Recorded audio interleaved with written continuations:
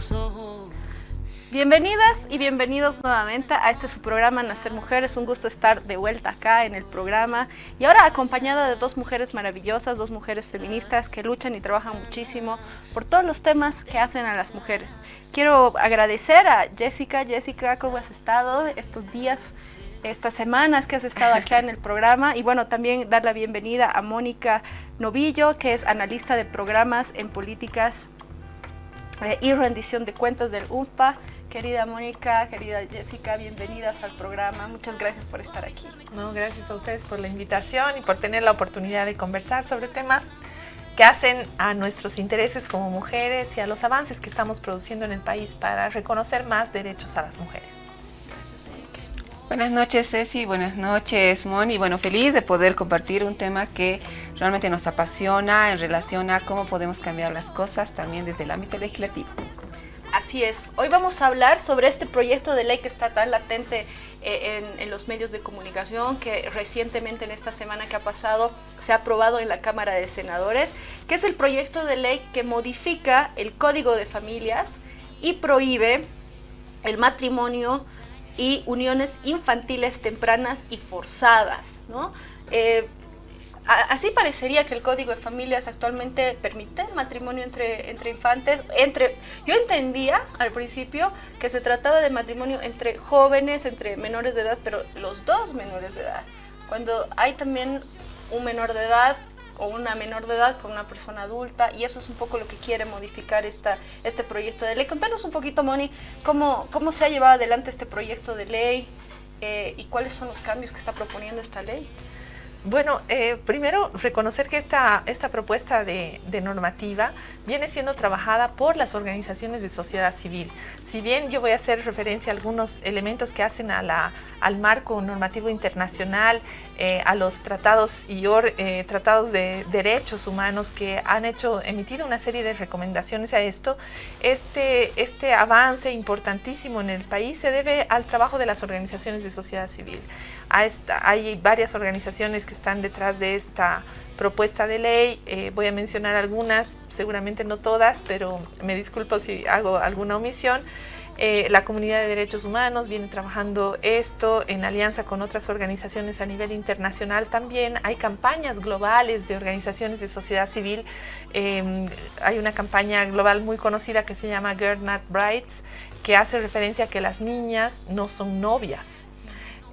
Justamente haciendo referencia a una práctica que se denomina en el marco de los derechos del derecho internacional como prácticas nocivas. Las prácticas nocivas se busca que a través de justamente iniciativas legislativas a nivel de todos los países se puedan eliminar esas prácticas que ocurren en diferentes lugares. En el caso de América Latina, los matrimonios tempranos y las uniones libres con menores es una práctica que se busca eliminar.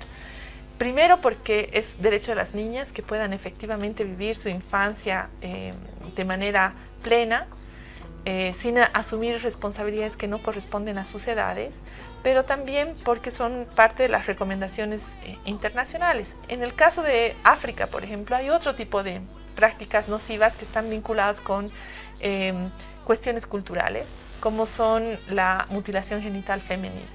Qué locura eso. Entonces, y la idea es que vayamos generando mayor conciencia. El UNFPA ha estado trabajando a nivel de América Latina en una serie de campañas para justamente llamar la atención de los medios de comunicación, de la sociedad civil sobre este tipo de prácticas y ver cómo a partir de ciertas iniciativas, como en este caso impulsada por las organizaciones de sociedad civil, esta normativa, se puede eliminar estas prácticas que tienen un impacto negativo en la vida de las niñas y de las adolescentes. Para entender un poquito más de lo que se trata esto de los matrimonios y uniones infantiles tempranas y forzadas, tenemos unos videitos, los veremos y después volvemos y los comentamos. ¿Sabías que América Latina y el Caribe es la única región del mundo donde los matrimonios infantiles y uniones tempranas no han disminuido en los últimos 25 años? ¿Por qué? Porque lo normalizamos.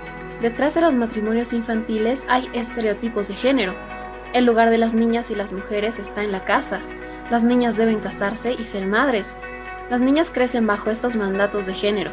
Sé obediente, hazle caso a tu marido. Cambiemos los mandatos. El rol de una niña. En América Latina y el Caribe, el matrimonio y las uniones infantiles y forzadas son una práctica generalizada y normalizada. Detrás de esta realidad hay causas que se vinculan y se refuerzan. Por ejemplo, la pobreza. En ciertos países de la región, una niña en situación de pobreza extrema tiene hasta un 40% más de posibilidades de casarse antes de llegar a los 18 años. Y una vez que se casan, la situación no mejora. Las niñas y adolescentes quedan atrapadas en círculos de pobreza y precariedad. No solo ellas, también sus hijas e hijos. El matrimonio infantil reproduce los ciclos de pobreza, exclusión y desigualdad de las mujeres. Que casarse no sea su única opción. Informe Hemisferio. Bueno, ahí veíamos unos videos informativos justamente de UNFPA explicando un poco qué son estos matrimonios y uniones libres infantiles tempranas y forzadas. Mónica, hemos visto que es algo que no solamente es un tema que afecta a Bolivia, sino a toda la región, pero también para entender un poco a qué nos referimos cuando hablamos de matrimonios o uniones infantiles tempranas y forzadas. ¿Qué se debe entender por esto? Bueno, vamos a poner algunos casos que hemos ido viendo en los medios de comunicación y que de alguna manera han sido públicos y que probablemente algunas de las personas que siguen el programa los han identificado. Vamos a encontrar, por ejemplo, niñas que son entregadas a adultos para convivir con ellas. Entonces inician una vida de pareja que no corresponde a las edades. Hay una edad, una brecha, digamos, de edad muy marcada. Y en algunos casos, bueno, los adultos mayores, en algún caso hemos tenido situaciones de adultos mayores que se casan con niñas de 12 años que cumplen además funciones de trabajo doméstico, etcétera, y luego estas uniones se convierten en embarazos para niñas. Hemos visto que también en el marco de la formalidad, digamos, porque estas son uniones que probablemente no estén registradas, pero en el marco de la formalidad también se está produciendo matrimonios de chicas menores de 18 años con personas adultas.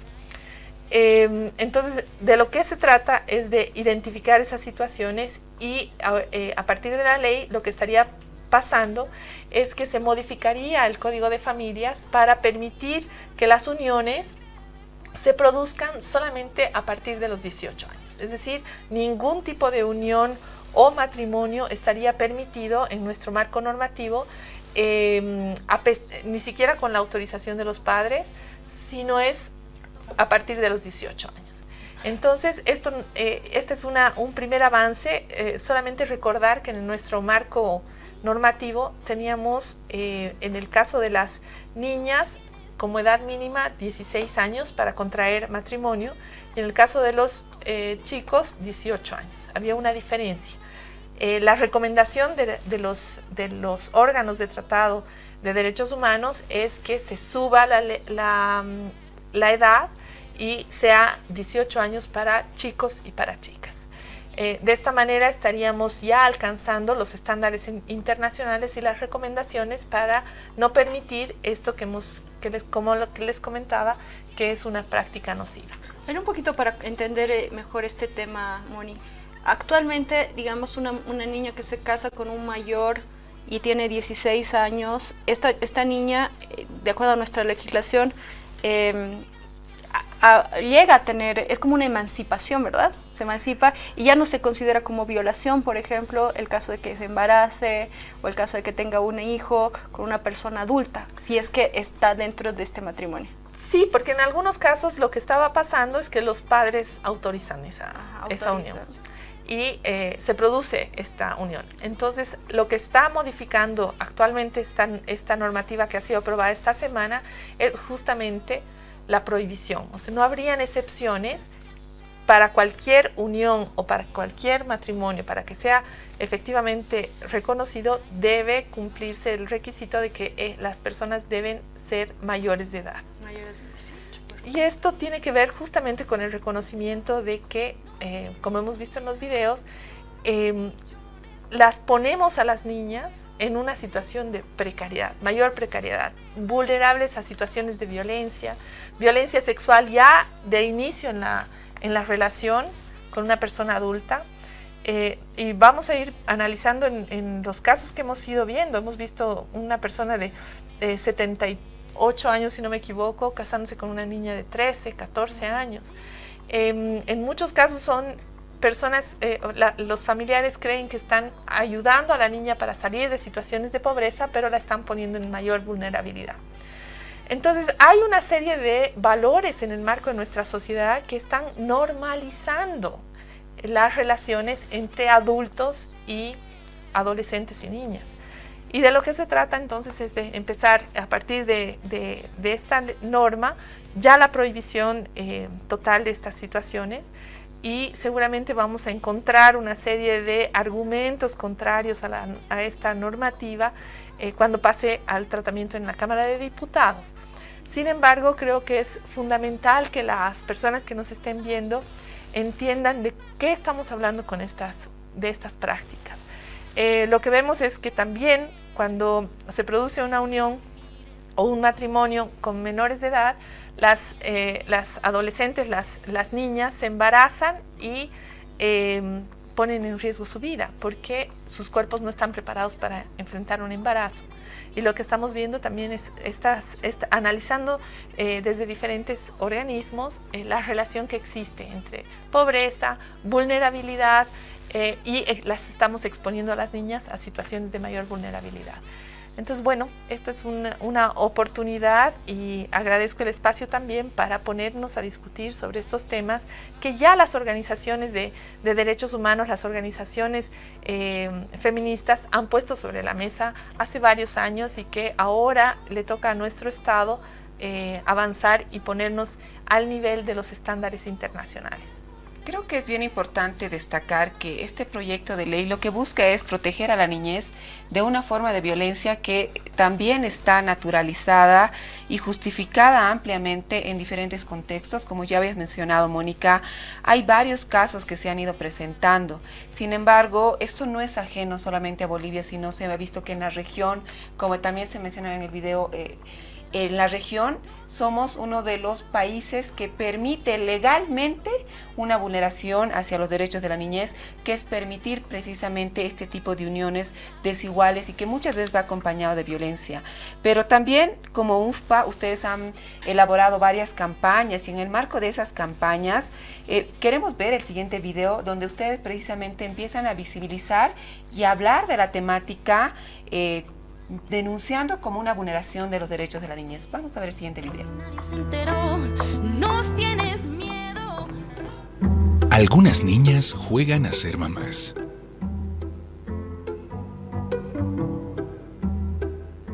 Otras son forzadas a dejar de jugar para ser mamás. Tenía 11 años. Era la mejor alumna de mi curso y soñaba con estudiar para ser ingeniera. En mi familia no teníamos dinero. Por eso un día mi papá me mandó a una casa para trabajar. El dueño, que era un poderoso de la comunidad, me abusó y quedé embarazada. En Bolivia, en promedio 97 niñas y adolescentes quedan embarazadas cada día. Cuando mi papá se enteró, me obligó a juntarme con ese hombre. Ya habían charlado todo. Mi papá estaba feliz. Vas a tener casa, estabilidad y comida asegurada, me decía. 1 de cada 4 niñas y adolescentes en la región contrajo matrimonio o mantenía una unión temprana antes de cumplir 18 años. Pero ese hombre era viejo. Tuve que cuidar a un hijo que yo no quería tener. Guagua con guagua, yo pensaba. A mí nunca me preguntaron nada. Fui obligada a ser su mujer. Por vergüenza, ya no fui a la escuela. En Bolivia, 1 de cada 10 mujeres no pudo estudiar por concubinarse, casarse o por embarazo. No he vuelto a abrir mis cuadernos nunca más. Los matrimonios y las uniones infantiles, tempranas y forzadas, son un problema social y están pasando aquí y ahora, en Bolivia. Erradiquemos esta práctica nociva contra las niñas y adolescentes. Las niñas y adolescentes tenemos un presente. Niñas, no esposas ni madres.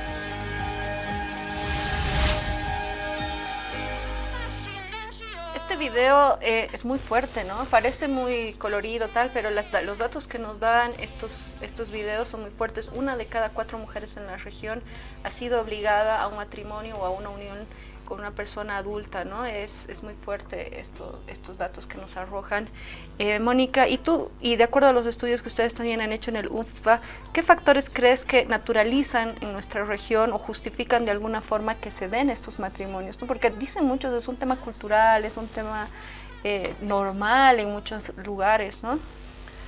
Bueno, a eso llamamos normalización. Existen algunas creencias, algunos valores que se van reproduciendo en sociedades particularmente machistas, en las que se ve como natural e incluso casi como un trofeo que una persona adulta tenga relaciones con una persona mucho más joven.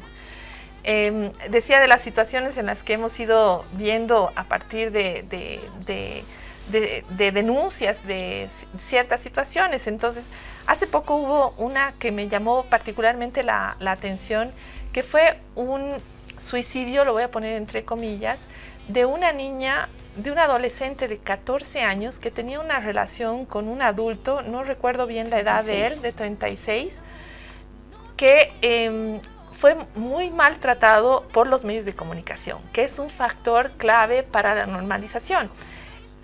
En el tratamiento informativo que se realizó de este hecho, se romantizó mucho este suicidio de ambas personas.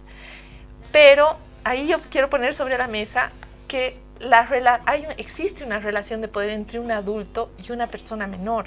Entonces, quiero pensar, en ese caso particular, que la forma en cómo fue tratado los medios naturalizan de tal manera este hecho que nos hicieron pensar de que era un acto romántico, que se maten porque no podían tener su relación. Romeo y Julieta. Más o menos, pero con un adulto de 30 y tantos años que induce al suicidio a una adolescente de 14 años.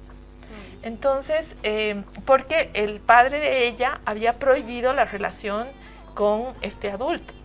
Efectivamente no sabemos más de la historia, pero probablemente el adulto tenía otra familia, tendría, qué sé yo, habrían una serie de condiciones además de esto. Entonces, nuestra sociedad genera una serie de narrativas que ven a una persona, a un adulto que puede tener una brecha de edad, un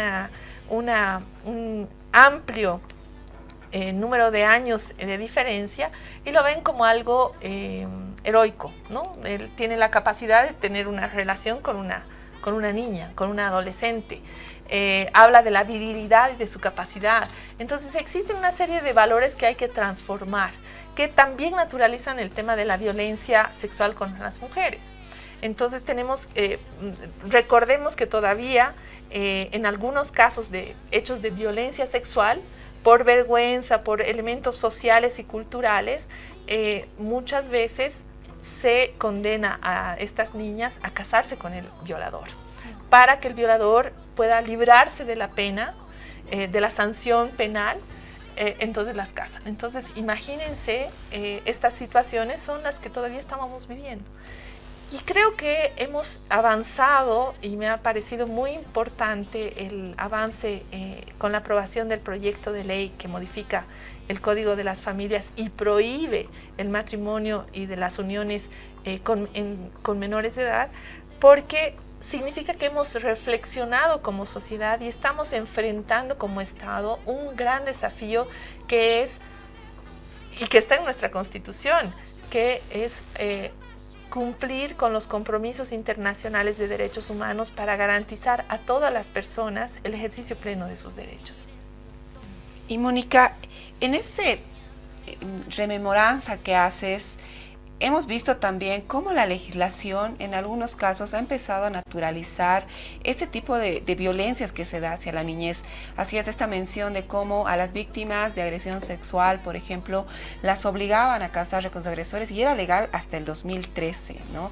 Esto fue una modificación precisamente que se hizo con la ley 348 y en ese marco, ¿cómo ves este efecto? ¿Qué efectos genera el permitir legalmente no solamente que el agresor sexual pueda casarse con su víctima, sino también permitir que niñas a una edad que no están preparadas ni para asumir un matrimonio y tampoco para llevar a término un embarazo, que el Estado permita este tipo de vulneraciones? ¿Cuál es ese efecto que causa en la sociedad y también en las niñas? Tiene que ver justamente con lo que nos preguntaba, lo que me preguntaba Cecilia en relación a cómo vamos normalizando y naturalizando. En la medida en que no reconocemos que las niñas no pueden casarse, que las adolescentes no pueden casarse porque no están que la idea es que ellas tengan plena seguridad, se hayan desarrollado plenamente para tomar decisiones sobre su vida. Y esto tiene lógica con ciertos avances que hemos tenido en nuestra normativa. A los 18 años somos conscientes de por quién vamos a votar. Lo mismo deberíamos en lógica pensar que a los 18 años somos conscientes para poder tomar las mejores decisiones sobre nuestra vida. Entonces creo que es fundamental plantear la discusión sobre las relaciones de poder que existen entre una persona adulta y una persona menor de edad. Hay una relación de poder y estas son las que debemos ir rompiendo. Más porque además en el marco de las políticas del Estado plurinacional está la idea de despatriarcalizar, que va de la mano de ir transformando estos sistemas de dominación. Hablamos también de la descolonización y por eso es tan importante traer a la mesa los temas culturales, porque lo que vamos a ver es que en ciertos contextos culturales todavía se naturalizan estas prácticas y la conversación, la discusión con elementos de evidencia, lo que estamos viendo, cuántas niñas se están condenando a quedarse en la pobreza porque no van a poder cumplir plenamente ciertos derechos, el derecho a la educación, como hemos visto en el video, el video está construido en base a evidencia de investigaciones sobre los matrimonios y las uniones tempranas y forzadas. Vemos que exponen su vida a riesgos por asumir maternidad a temprana edad. Sus cuerpos no están preparados para asumir la maternidad. Al mismo tiempo, las estamos exponiendo a situaciones de violencia terribles, violencia sexual, pero también otras formas de violencia cuando una ha conformado pareja. Y en nuestro país la violencia intrafamiliar, la violencia doméstica es una realidad. Y estas niñas, cuando existe ya una relación de poder marcada por la edad, van a ir reproduciendo estas situaciones de violencia. Y otros factores que tienen que ver, por ejemplo, con su exposición a enfermedades e infecciones de transmisión sexual, por ciertos patrones de conducta que existen en nuestra sociedad. Entonces, es una cantidad de elementos negativos que van de la mano de lo que son estos matrimonios y uniones tempranas y forzadas. Pero yo creo que es importante que la gente que nos está viendo entienda que esta propuesta es fruto de todo un análisis y toda una política y nacional, internacional de protección de los derechos humanos de las niñas y niños para cautelar su tranquilidad psicológica y física, ¿no? Porque bien decíamos, o sea, tienes a los 18 años, tienes no tienes permiso para tomar alcohol, porque a partir de los 18 años puedes tomar alcohol, pero sí te puedes casar y tener hijos a los 16 años. Imagínate, o sea, es una contradicción, es algo muy, muy fuerte para una niña tener un niño, embarazarse, tener toda una etapa de gestación a sus 15, 16, 17 años, que lo vemos muy común, muy normal, y yo lo veo como algo que es parte muy estructural del sistema patriarcal, que pone a las mujeres como objetos, y en este caso objetos que no importa la edad, pero los hombres pueden utilizarlas para sus propósitos o para gestar o para lo que tengan que hacer, y es realmente bueno ver que se están tomando estas políticas públicas, que se están abarcando estos lineamientos internacionales en defensa de sus derechos humanos, porque como tú dices, eso afecta, y como también vemos que afecta estos matrimonios y uniones libres a las mujeres especialmente, seguro psicológicamente también les afecta muchísimo. Veíamos en el video una niña que decía, yo no sabía lo que estaba haciendo, a mí nadie me preguntó, ¿no? Sí, y esto que tú planteas, Cecilia, en términos de la sociedad patriarcal, existe un término al que hace referencia Rita Segato, que es el de la dueñidad, que en sociedades patriarcales los hombres de alguna manera asumen la propiedad de los niños, en el caso de sus hijos, pero también de las mujeres que, con las que conviven. Y en este caso lo que estamos viendo en muchos casos es que ellas son entregadas, a veces por intercambio de bienes, una suerte o las venden o las entregan a otros hombres. Entonces sí, hay esta lógica de que se sienten dueños de las personas, ven a las mujeres, a las niñas como objetos de entrega, de intercambio, moneda de intercambio, a veces por favores, por cuestiones laborales, por qué sé yo, hay una serie de elementos que ahí están sucediendo, y la idea es convocar al Estado para que el Estado no sea cómplice, no se produzcan los registros, pero al mismo tiempo tenemos que realizar una serie de campañas para llamar la atención sobre estas situaciones y empezar a pensar. Y quienes nos están escuchando, que seguramente y nos están viendo, probablemente puedan reconocer situaciones de estas en las que las niñas son de alguna manera obligadas a convivir, obligándolas a renunciar a su condición de niñas. Las niñas deberían estar jugando, y como decía al finalizar el video, que no sean novias, que no sean esposas, tienen que ser niñas. Dejemos a las niñas ser niñas y vivir en plenitud su infancia. Creo que es bien importante poder amplificar este mensaje, decir que sí, las niñas deben ser niñas, no esposas, tampoco concubinas, ¿no? Porque precisamente el proyecto de ley recoge esta realidad, ¿no? No solamente en el país hablamos de esposas, sino también de concubinas, porque tenemos la unión libre de hecho, y esto hace también que muchas niñas, incluso antes de los 16 años, ya estén en relaciones de pareja que no están preparadas para asumir.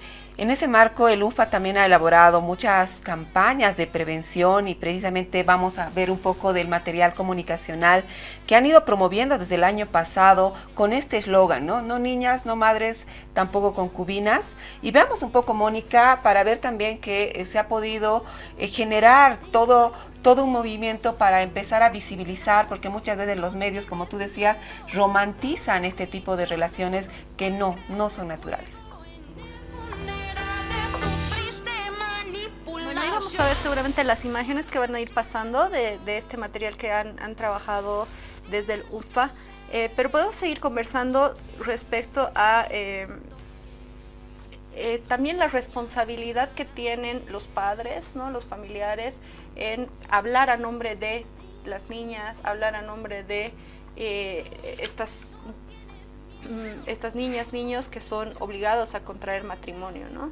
Y también el mismo Estado, ¿no? El Estado tiene que asumir su responsabilidad al momento de permitir que haya este tipo de matrimonios. Entonces, es una llamada de atención al Estado, me parece, con este proyecto de ley, decirles que lo que está permitido en este momento está causando daños colaterales a estas niñas que son menores de edad, ¿no?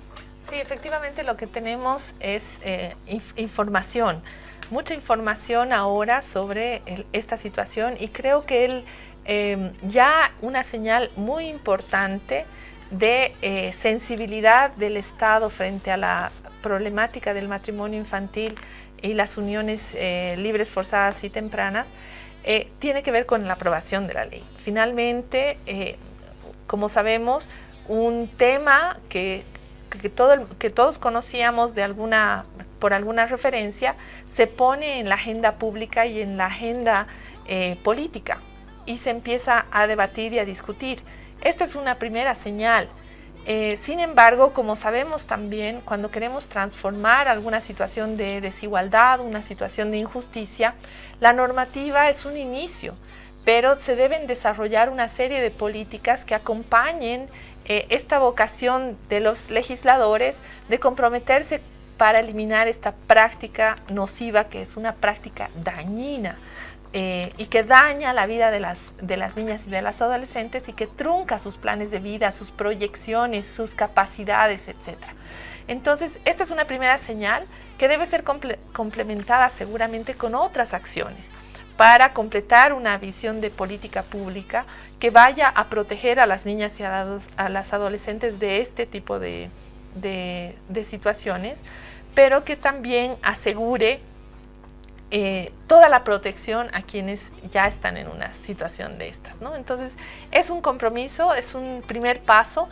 Seguramente vamos a poder escuchar muchas voces, algunas en contra de la normativa y otras a favor. Y va a ser muy interesante que los medios de comunicación acompañen adecuadamente un debate que permita transformar estas visiones que hacen que sigamos con situaciones de estas y que condenemos a nuestras niñas y a nuestras adolescentes a enfrentarse a uniones que no han buscado. Querida Moni, vamos a seguir hablando sobre este tema que es muy importante, muy vigente. Pero vamos a ir a un corte, y antes del corte quisiera invitarlas a que escuchemos un video musical. Vamos a estar con Lau Crespa, Azul Mineral, y ya volvemos. No mires, no toques.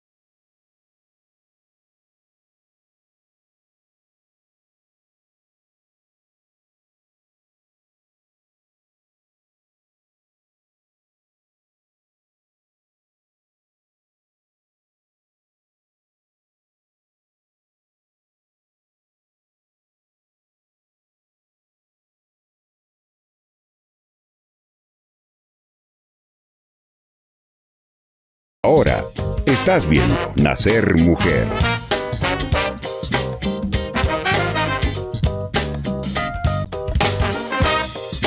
Continúas viendo Nacer Mujer.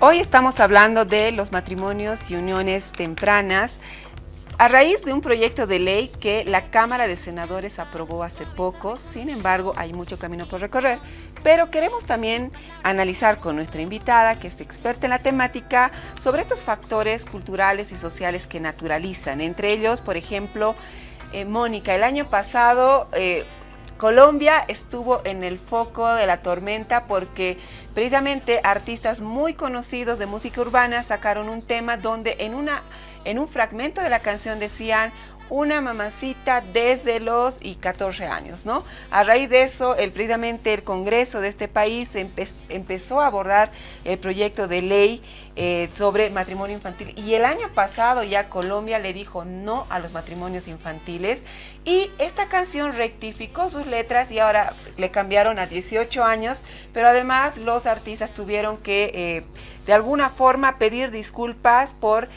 reproducir este tipo de letras. Y esto no es solamente un caso aislado, porque también vemos cómo en las redes sociales y todo el mundo digital se está viendo el tema de los sugar daddy como una broma, como una movida, o tal vez tener una cuenta en OnlyFans también, ¿no? O sea, es que de pronto es una manera de ganar dinero y te lo pintan también como una parte de tu autonomía. O sea, tú puedes ser autónoma económicamente. Hemos visto cómo el cuerpo de las mujeres, especialmente mujeres jóvenes,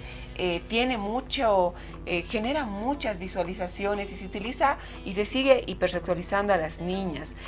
¿Cómo ves todos estos factores que te voy mencionando? Que no es pues cosa de esto era antes, no, estamos viendo una cultura que actualmente sigue reproduciendo esto. Sí, efectivamente, lo que vamos a ver, creo que has tocado un punto fundamental que tiene que ver con la conversación que teníamos en el segmento anterior, que es justamente estos valores y actitudes que tenemos frente y que contribuyen a la normalización. Vamos a ir viendo un tema que tú has mencionado ahorita, que tiene que ver con la hipersexualización de las niñas. Esto que parece una cosa muy complicada, que es en realidad ver a las niñas con elementos que las hacen ver adultas. Hubo críticas, por ejemplo, también vinculadas a esta discusión sobre una película que es un clásico, que es Lolita, por ejemplo. Es cómo se ve a una niña en actitudes sensuales, casi provocativas, como si este fuera un comportamiento natural en las niñas, y esto no es así.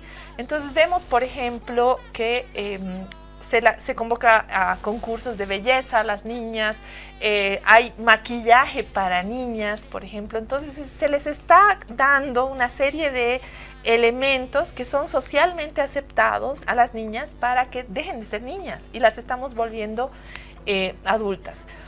Esta hipersexualización de las niñas se ven como las ponemos en poses sensuales, como los medios de comunicación exponen a las niñas en esto. Entonces, todo esto contribuye a que veamos a las niñas ya no como niñas, sino como adultas. Se les pone ropa de adultas, etc. Bueno, esto es parte de la hipersexualización y que tiene que ver con cómo construimos valores imaginarios colectivos en la sociedad que luego permiten que esto nos parezca normal, que los matrimonios con niñas sean normalizados, porque no son prácticas normales. Entonces tenemos que ir viendo cómo eliminar estas prácticas. Y yo voy a poner un ejemplo de hace unos años, que justamente el gobierno municipal de La Paz prohibió la realización de eventos de belleza con niñas. Es listo, no hay, el gobierno municipal de La Paz prohibió esto y no existen más. ¿En qué se traduce esto? Es una forma como la política pública está de alguna manera eliminando la normalización de una práctica que es ver a las niñas exponiéndose, desfilando, etc. Es diferente cuando se trata de una elección de una persona adulta, cuando ya está, cuando cumple los 18 años y cuando puede tomar decisiones de exponerse, qué sé yo. Pero hay ciertas prácticas también que podemos seguir comentando de adultos o personas mayores que buscan chicas más jóvenes y niñas para relacionarse, ¿no? Mónica, has tocado un tema que creo que también nos llama a la reflexión de no solamente se trata de poner el foco en las niñas, sino también en las personas adultas, ¿no? Hemos visto también que estos hechos se han ido dando en unidades educativas de profesores, alumnas, hemos visto también que estos hechos se han ido repitiendo en diferentes espacios, pero el hecho de que el Estado pueda dar señales claras de decir estas conductas no son permitidas, pero además no solamente prohibir, porque la prohibición es como de pronto pasar al lado del efecto, pero el hecho de generar estas políticas preventivas, como tú mencionabas, qué importante que un gobierno municipal pueda generar este tipo de políticas públicas. ¿Existen algún tipo de políticas públicas en relación a la prevención? O sea, ustedes ya hacen bastante prevención con las campañas que hemos visto anteriormente, pero también el Estado tiene que asumir estas medidas. ¿Qué otras medidas tú podrías destacar que se han venido dando en relación a la prevención de estas formas de violencia? Bueno, básicamente en temas de prevención tenemos que considerar dos actores fundamentales que tienen la capacidad de incidir en la prevención. Vamos a hablar del sistema educativo, que es fundamental, y a través del sistema educativo dejar de normalizar estas prácticas. Incluir ciertos temas que tienen que ver con la forma en cómo las niñas viven su vida en general, asegurándonos que hayan los conductos necesarios para realizar una denuncia, por ejemplo, para identificar pronto una situación de alerta en casos de violencia sexual, por ejemplo. También es fundamental que cuenten con esta información y que sea a partir del proceso educativo que se vaya pasando esta información. Y el otro actor clave son los medios de comunicación. Y los medios de comunicación, vamos a hablar desde lo más simple, las canciones. Por ejemplo, hay canciones desde Los Ángeles Azules que seguramente a muchas personas nos encantan, pero hay canciones que efectivamente hacen referencia a chicas jóvenes en una relación con un adulto mayor o con una persona mayor. Programas de televisión, hace poco había una novela turca, pero que hablaba no me acuerdo el nombre exactamente, pues, no veo las novelas, pero le hice seguimiento un poquito a esta, que era Novia Joven o Novia Niña. Bueno, era una novela sobre justamente una niña que la casan temprano, de manera forzada también. Entonces, podemos ir viendo esto. El tratamiento de las noticias y de la información, esto que hemos comentado, este hecho que hemos comentado sobre este suicidio de este señor y que este señor haya inducido a una adolescente de 14 años al suicidio también con una idea romántica, etcétera, es realmente por eso es tan fundamental el rol que pueden jugar los medios de comunicación cuando hacen una reflexión de lo que estamos transmitiendo y cómo se puede tratar ciertos temas de manera más adecuada. Creo que hay un conjunto de acciones que van confluyendo. Yo celebro doblemente, uno, porque el esfuerzo de las organizaciones de sociedad civil por visibilizar esta problemática finalmente se ha traducido en un proyecto de ley que se ha incluido en la Cámara de en la Cámara de Senadores y en esta primera fase ya ha sido aprobada, pero también que es un logro de tomadoras de decisión que se han comprometido con la causa para impulsarla. Y creo que es también importante recalcar que hay temas pendientes de la agenda que nos permita avanzar en temas de género para ser impulsados a partir de la norma. Nuevamente, yo no creo que la norma sea suficiente para resolver la problemática. Hay una serie de desafíos que debemos enfrentar, inclusive de formación para quienes van a tener que aplicar la norma y que pasan por instituciones como el CEDESIL, el órgano electoral, porque tiene que ver con el registro de estas uniones o no, etc. Hay una cantidad de elementos que seguramente vamos a tener que profundizar y que son las tareas a futuro. Así es, el proyecto de ley y incluso la aprobación de una ley parecería que es un logro muy grande, pero es el principio de la lucha. Es el principio de la implementación de una política pública y de un cambio. Y a veces es muy difícil. Nosotros hemos visto, por ejemplo, con la ley 348, que ya tiene 13 años de vigencia y todavía no está plenamente en vigencia. Hay muchas cosas que todavía están en proceso de implementación y que hemos visto que se necesitan hacer cambios. Lo mismo pasa con esos proyectos de ley. Respecto a lo que tú decías con los medios de comunicación, incluso había en la 348 y en otras muchas leyes, seguridad ciudadana, trata y tráfico, había una obligatoriedad a los medios de comunicación de que pasen spots de prevención, y esto lamentablemente ha habido un retroceso en esta política.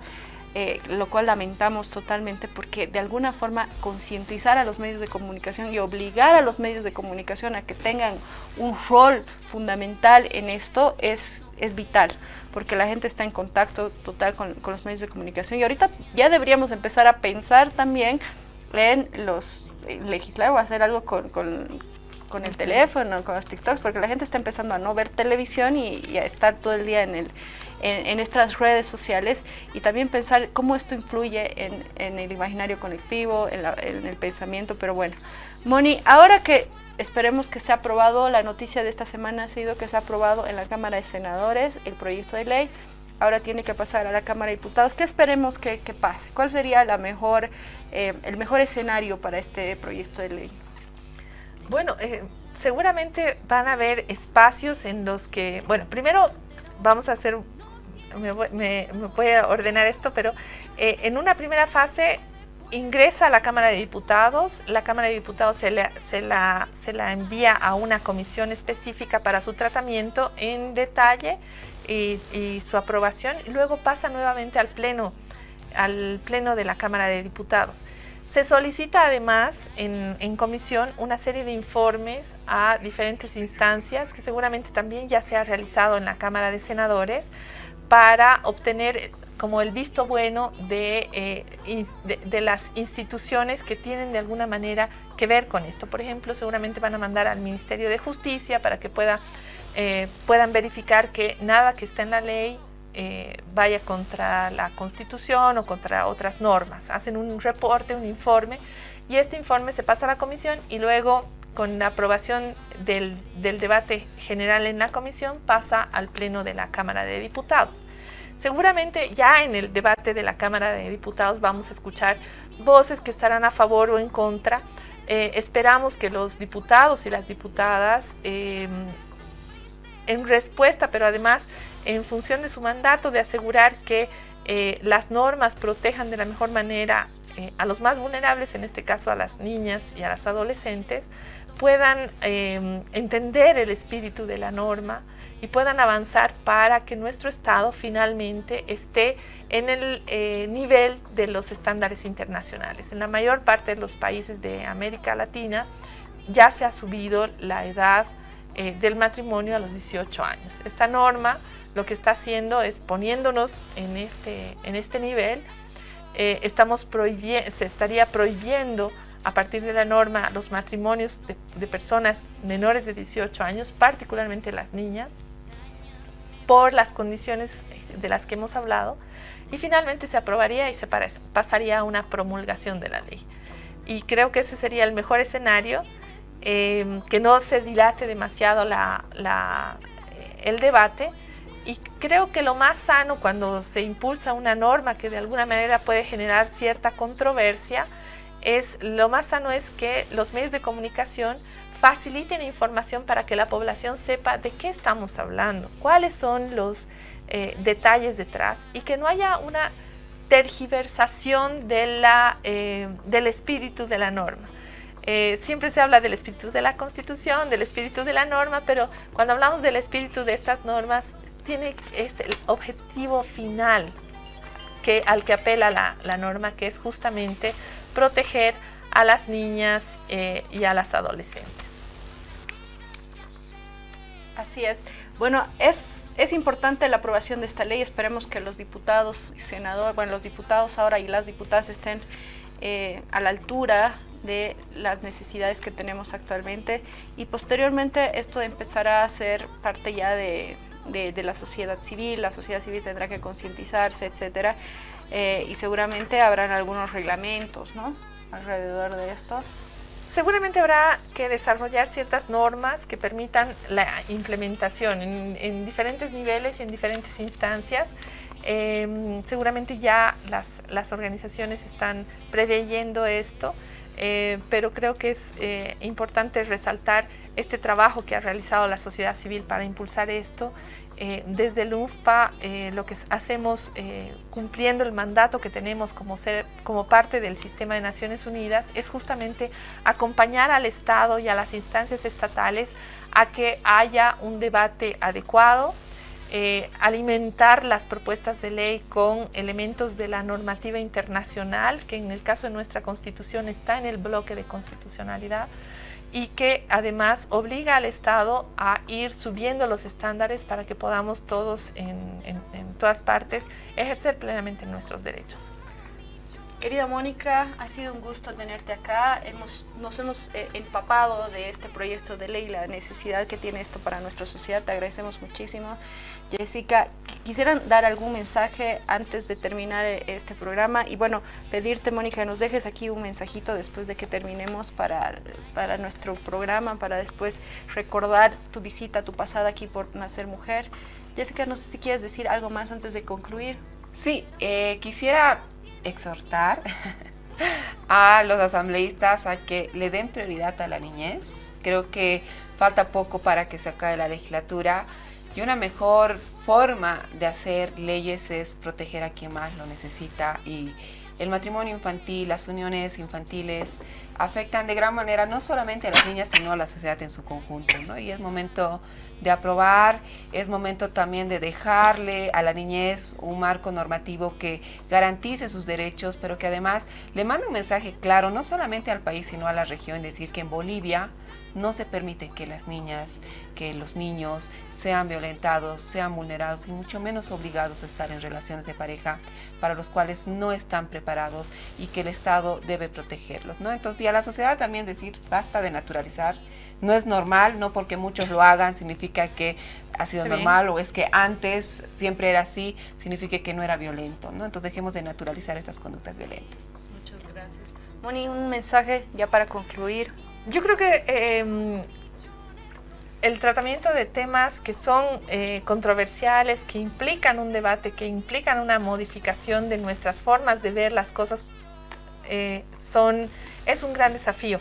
Y creo que estamos viendo que poco a poco se están impulsando todavía transformaciones. Hay montones de temas pendientes, pero poner el ojo, poner la atención en las niñas, transformando una situación tan particular y que realmente plantea situaciones y condiciones inadecuadas para las niñas, es un gran paso como Estado. Entonces creo que esto nos abre posibilidades, pero nos abre la esperanza de que podemos seguir transformando, ¿no? Que las cosas no se van a quedar así, que hay voluntad política, que hay senadoras, ahí el compromiso de la senadora Velasco con esta normativa muestra que existe posibilidad de seguir avanzando y seguir transformando, mejorando las condiciones, y que podamos ver a nuestras niñas y decirles que estamos haciendo todo lo posible para dejarles un mundo mejor en el que puedan vivir libres de violencia. Muchísimas gracias, Mónica. Ha sido un gusto tenerte acá en Nacer Mujer, y agradecer también el trabajo del UNFPA que está haciendo para darle seguimiento a estos proyectos de ley, a estas políticas públicas, impulsar el ejercicio pleno de los derechos fundamentales de las mujeres y las niñas, que siempre ha estado presente, ¿no? Y tu trabajo también, Moni, de toda